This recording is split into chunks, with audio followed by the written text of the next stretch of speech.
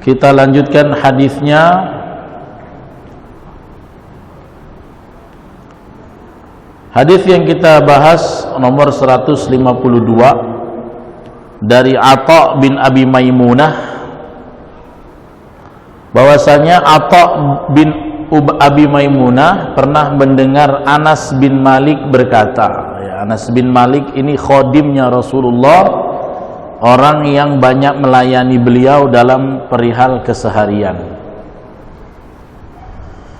Apa kata Anas bin Malik? Kana Rasulullah sallallahu alaihi wasallam yadkhulul khala. Kalau ada kata kana, ingat ya, seringkali.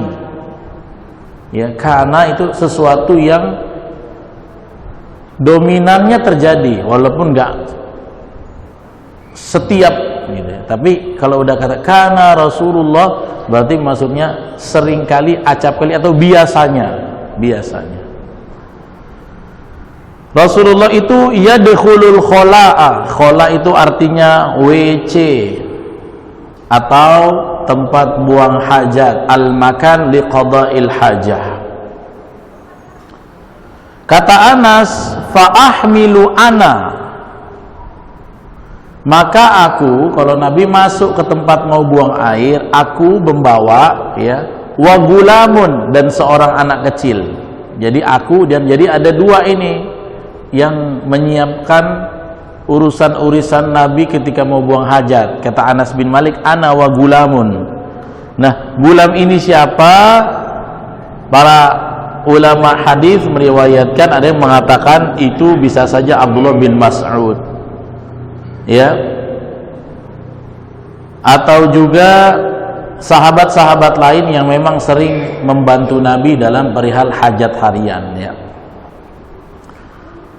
Maka fa'ahmilu ana wa gulamun, aku dan seorang anak kecil yang lain, maksudnya yang membantu Nabi, membawa idawatan min ma'in. Idawatan ini artinya bejana.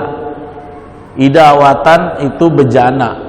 Bejana ini kan bahasa baku. Kalau kita biasanya bilang ember, ya, ember. Fa'ahmilu ana wa gulam idawatan min ma'in, bejana yang berisi air. Wa anazatan, dan sebuah tongkat. Nah, jadi kalau Nabi mau buang air, Anas dan gulam anak kecil ini membawakan satu bejana dan sebuah tongkat. Yastanji bil ma'i, kemudian yastanji artinya beliau beristinja dengan air tersebut, ya. Nah, hadis ini diriwayatkan dari perawi yang bernama Syu'bah bin An-Nadr, ya. Dia mengatakan apa yang dimaksud anazah. Kalau tadi idawah artinya bejana, ember, wadah, atau apapun lah namanya. Ya, ada yang mengatakan ya idawah itu ceret, pokoknya tempat untuk air di situlah. Dan anazah itu rupanya tongkat. Nah, dijelaskan oleh ya Syadzan, anazah ini tongkat yang di ujungnya ada besi runcing, kayak tombak berarti. Ya, jadi tongkat di bawahnya ada besi runcingnya. Ya. Maka kalau Nabi sedang buang hajat, kami membawakan dua hal itu seringkali.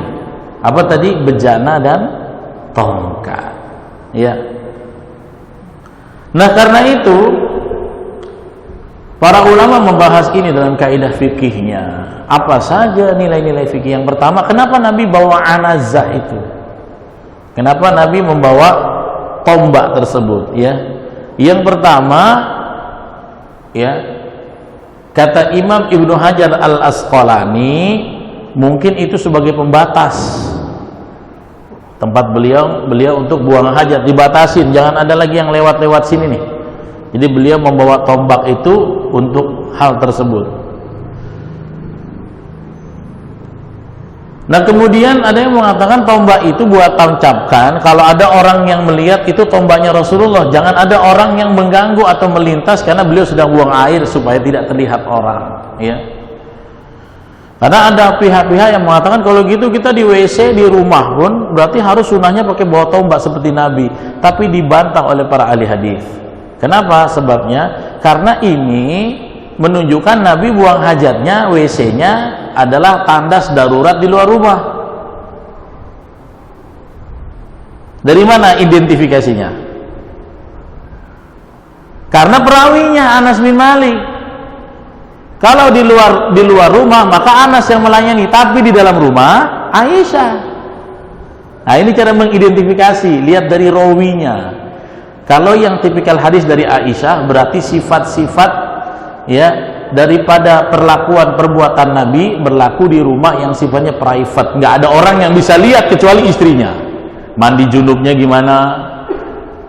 Nabi basuh apa? Nggak mungkin Anas bin Malik lihat Nabi mandi junub. Nah, ini pun konteksnya Anas bin Malik cuma mempersiapkan, berkhidmah, mempersiapkan peralatan gurunya dalam buang air, bukan dia ngengoin gitu, enggak. Ya, dia hanya mendampingi, mempersiapkan segala kebutuhan beliau. Tapi inilah seorang murid, karena dulu zamannya belum ada keran. Kalau mau buang air di tempat WC yang di luar, Anda harus bawa air sendiri. Inilah wajibnya istinja. Nabi nggak pernah, walaupun di tempat sedarurat apapun, nggak pernah melupakan membawa air dan beristinja dengannya saat di luar. Ya. Nah, jadi itu ya. Nah, hadis ini dijadikan dalil yang kuat oleh Imam Bukhari, yaitu tentang membersihkan pipis, yaitu istinja. Bahkan ada pendapat dari seorang ulama bernama Ibnu Habib. Ya. Ibnu Habib itu melarang apa? Beliau pendapatnya melarang orang istinja pakai air. Ibnu Habib. Kenapa?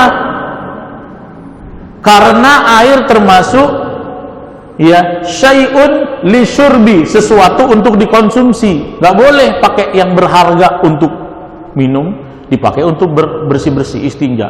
Ini pendapat Ibnu Habib, tapi dibantah oleh Imam Bukhari dengan bab ini. Itulah pentingnya ulama ya berargumentasi dengan hikmah satu pendapat dengan pendapat yang lain, pakai hadis gitu loh. Bukan pakai pokoknya kata aku. Wah, nggak boleh. Hadis ini membantah karena Nabi dibawakan kata Anas jelas kok. Saya bawakan air dan beliau yastanji bihi.